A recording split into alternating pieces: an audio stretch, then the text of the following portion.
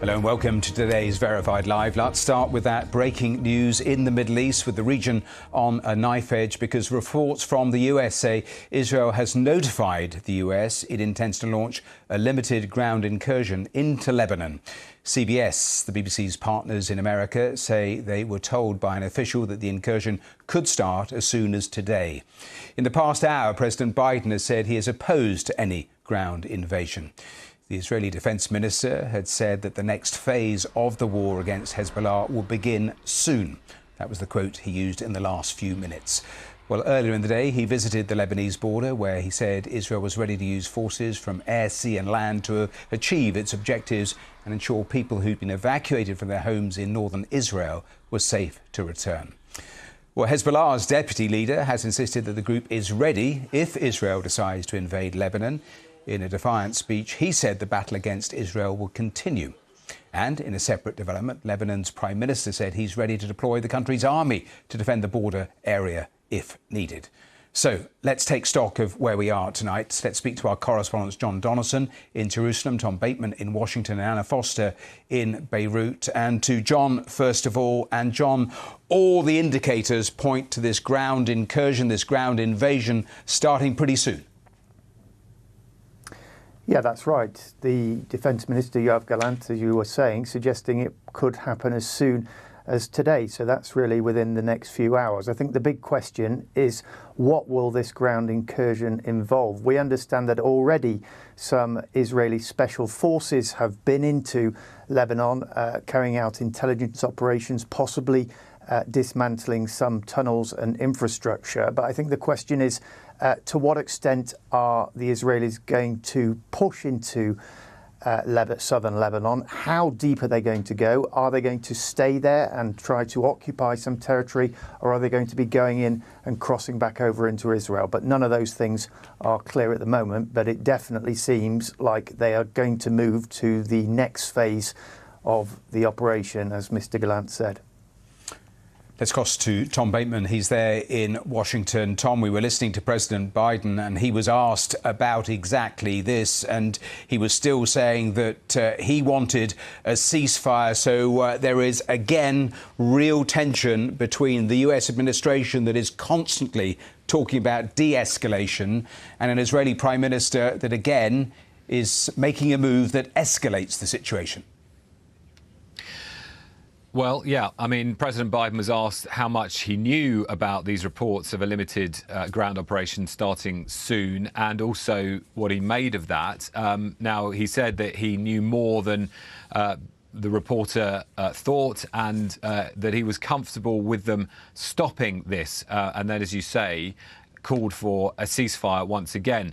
So, you know, a clear sign from the US president that he is not comfortable with the way things are unfolding on the ground once again. But what we have seen throughout this is the same pattern, the same dynamic, in that we've seen US pressure applied diplomatically on the Israelis to try and pull back. You know, that was at its most acute last week, during a week of the United Nations General Assembly, where the Americans were leading a diplomatic charge, calling for a truce between Israel and Hezbollah, calling for mediated talks, calling for them to pull back from the brink. And we saw the absolute rejection of that by Benjamin Netanyahu last week, you know, within 24 hours of the Americans making the call. And some officials were briefing to expect the Israelis to release a statement that would warm to this ceasefire, effectively welcoming it. And what we saw in action was the complete opposite. You know, that vivid image of Benjamin Netanyahu authorizing the strike on Hassan Nasrallah from his hotel room in New York. So I think the Americans have got a pretty clear sign of the degree to which Benjamin Netanyahu is listening to them on this. And not only the fact that what's happening on the ground is moving away from American pressure, but also they're then having to effectively welcome the results of the Israeli actions, because, of course, we've had from across the administration, from the president downwards, them welcoming the killing of Hassan Nasrallah, the president pointing out that Hezbollah was responsible for the killing and kidnapping of many Americans in the past. So they welcome that, but they're at the same time privately extremely concerned about this extremely sharp escalation. And I think that's why we're again seeing President Biden saying they should stop. There should be a ceasefire. But I think events on the ground are clearly now out of the control of the Americans. Tom, thank you. Let's go to Beirut and to Anna Foster. And Anna, all of these reports about the ground incursion possibly starting in the next couple of hours. And of course, that is what so many people in Lebanon have been fearing for a very long time, a ground move by the Israelis. That's right, Matthew, and that's why you've seen tens of thousands of people leave that southern area of Lebanon and the Bekaa Valley as well in the east. The places that Israel now has been conducting airstrikes for over a week. They said they were doing that to prepare the ground. They told their soldiers in the north of Israel they were doing that to prepare the ground for a possible ground invasion. That they were targeting, they said, places where Hezbollah stored their weapons, places where they were able to launch their weapons from. So we've seen this huge internal displacement inside Lebanon already, but also this huge fear about what might happen next. You remember 2006, the war then. Of course, there were places here in Beirut, pieces of specific infrastructure that were targeted, things like roads and bridges. Also, the airport here in Beirut as well was targeted. Now, interestingly, we know a couple of days ago that Israel, they said that they were concerned that Hezbollah would try and bring in new weapons via the airport. And in fact, at one stage, there was an Iranian civilian flight which was on its way here, which was turned around again after Israel sort of got in touch and said that they would use force if the plane tried to land. So that went back to Iran, and Iran Air subsequently cancelled the rest of its flights, which was something that other commercial airliners had already done.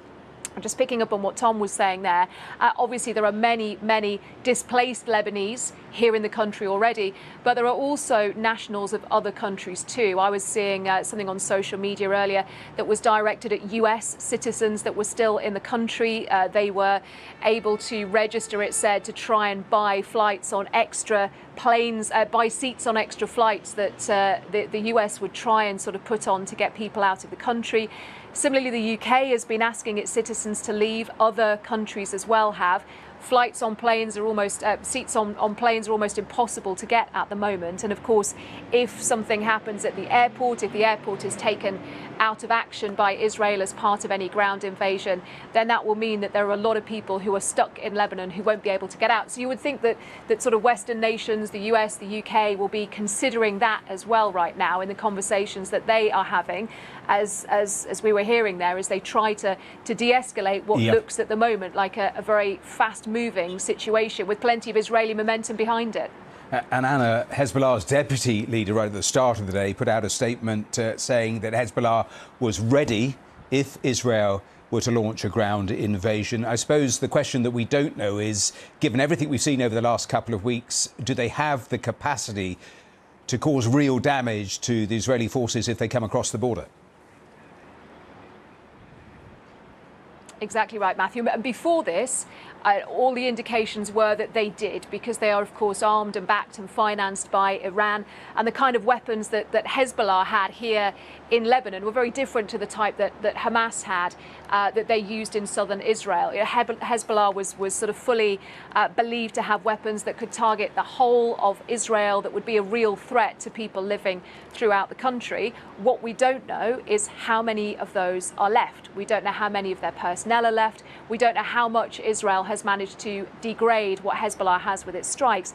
And that is why Iran is starting to come into the mix. You saw earlier today Benjamin Netanyahu, the Israeli Prime Minister, making this speech to Iranians about regime change. Now, of course, people in Iran won't see that, because media in Iran, of course, is so carefully controlled. So that was a message that Benjamin Netanyahu was realistically sending to his own Israeli people, but to the wider world as well, I think. If Iran decided to step in at this point and help Hezbollah out in Lebanon, that is the fear that everybody has had. You know, that wider regional conflict that has been talked about for so many months now. I think that is the concern. If Hezbollah can't defend itself here in Lebanon, which of the other Iranian proxies in the region might or might not step in to help? Anna, thanks very much. Well, you bring me on to exactly where I wanted to end up. Let me just tell viewers that Yemen's Houthis have just said they will escalate their military operations in response to the Israeli attacks over the weekend. Anna talking about that statement that Benjamin Netanyahu made a little earlier, directing it directly at the people in Iran. I'll ask John Donaldson about that in a moment. But first, let's play what Benjamin Netanyahu had to say. I want to address you, the people of Iran. I want to do so directly, without filters, without middlemen. Every day, you see a regime that subjugates you make fiery speeches about defending Lebanon, defending Gaza. Yet every day, that regime plunges our region deeper into darkness and deeper into war. Every day, their puppets are eliminated. Ask Muhammad Def. Ask Nasrallah. There is nowhere in the Middle East Israel cannot reach. There is nowhere we will not go to protect our people and protect our country. With every passing moment, the regime is bringing you, the noble Persian people, closer to the abyss. The vast majority of Iranians know their regime doesn't care a whit about them. If it did care, if it cared about you, it would stop wasting billions of dollars on futile wars across the Middle East. It would start improving your lives. Imagine if all the vast money the regime wasted on nuclear weapons and foreign wars were invested in your children's education and improving your health care, in building your nation's infrastructure, water, sewage, all the other things that you need. Imagine that. But you know one simple thing. Iran's tyrants don't care about your future, but you do. When Iran is finally free, and that moment will come a lot sooner than people think, everything will be different. Well, that was Benjamin Netanyahu in the last couple of hours. Let's go back to John Donaldson, who's in Jerusalem. John, that was interesting, but I read out that line about the Houthis from Yemen saying they will escalate their military operations in response to what we saw from the Israelis. What are you hearing about how comfortable the military is fighting, in effect, on three fronts? They're fighting Hamas, they're fighting Hezbollah, they're fighting the Houthis.